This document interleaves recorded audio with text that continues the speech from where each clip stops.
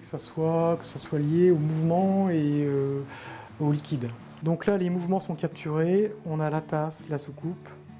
Donc on a une double empreinte dynamique générée par la goutte de café et la barbotine. Et là, Eco est né. Donc Eco, c'est le nom de la tasse. On va s'installer là. Ok, donc c'est là. Voilà, donc les premiers prototypes qu'on vient d'aller chercher au porcelaine Arquier. Donc les 3 soucoupes. Je découvre. Les 3 tasses.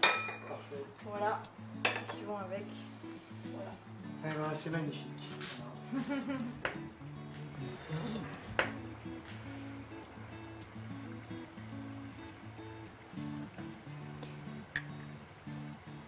Je dessine depuis à peu près une vingtaine d'années. Donc j'en vis pas, je suis designer mais j'en vis pas, donc j'ai un métier alimentaire à côté. Il y avait une petite hantise, le fait qu'on travaille à distance par téléphone, parce que c'est la première fois qu'on se rencontre. Il faut légèrement adapter, mais il n'y a pas eu grand changement. J'ai eu des plans assez précis, j'ai pas amené beaucoup de modifications en fait. J'ai essayé d'être au plus près de ce que Jean-François voulait, en adaptant. Alors au départ, on aurait peut-être fait des fonds plats, mais finalement, on a pu quand même faire des pieds aux tasses, aux soucoupes. On a apporté quelques modifications au niveau des épaisseurs, au niveau des pieds, ça on en a discuté par téléphone. Et après, légèrement modifier la courbe pour aussi les contraintes de dépouille. J'ai demandé à Delphine comment elle allait procéder, qu'elle m'envoie des photos, etc. pour suivre le processus et le vivre un petit peu, parce que moi j'avais aussi envie de le vivre de l'intérieur. C'est vrai que moi au début je m'attendais à avoir les mains un peu dans la pâte, à être derrière elle pour voir, en lui disant mais attention là.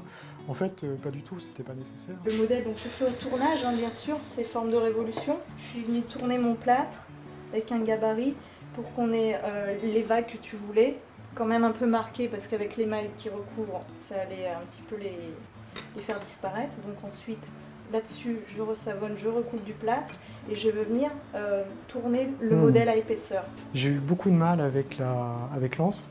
J'étais parti sur une anse beaucoup plus épaisse parce que j'avais peur justement de la perte, fragilité. Voilà, la fragilité. Oui. Suite à ça, j'ai changé mon dessin et je suis passé sur une anse beaucoup plus fine et rien équilibrée. Voilà. Et du coup, voilà, donc, le résultat est à la hauteur de mes espérances. Moi, je me suis basé sur ces échantillons qui sont l'image de synthèse, donc avec un rendu façon porcelaine travaillée.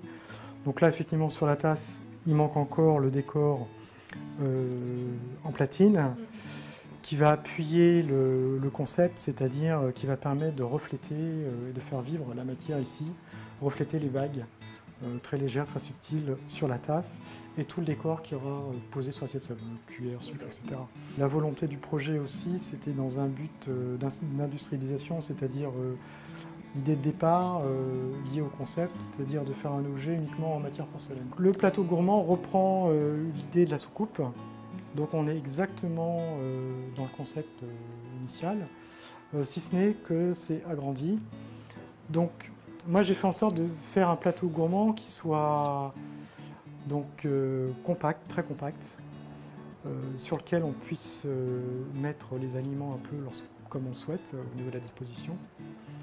Avec un bord incurvé qui permet directement de mettre des aliments dessus sans qu'il y ait des effets de coulure par exemple, ça c'était important. Avec une base assez large pour que ça soit stable bien sûr. Le modèle est quasiment finalisé et en termes de résultats, je suis très satisfait. J'espère que les tasses sont bien reçues et qu'elles plairont. Voilà. Le but c'est de faire plaisir, me faire plaisir, parce que moi quand je dessine, je me fais plaisir. Et c'est de faire plaisir aux autres aussi, et de rendre l'objet accessible.